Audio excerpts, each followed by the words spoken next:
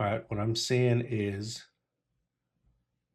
price is moving down, hit this level, pop back up, tried to hit this level, came back down, close to this one.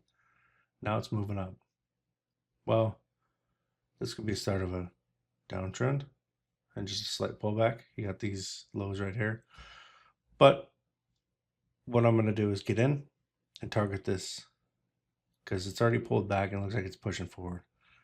It is 6:04 p.m. So we're in a Australian session, Tokyo. No real movement. Trend deciphers right here in the middle, or not trend. Yeah, trend decipher. It's turning green. It's not green yet. This one's turning up. This is up here. It may pull back, roll around here, and then move up. Don't know, but I'm gonna get in. I'm fairly confident it wants to go back up to this level. So we will get in. Target here.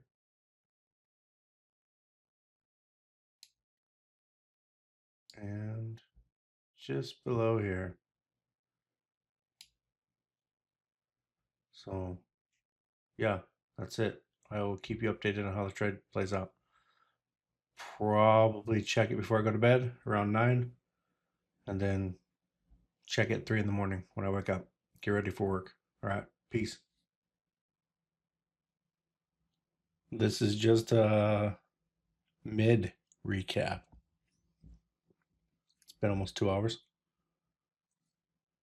We're negative. Basically the spread. A little less.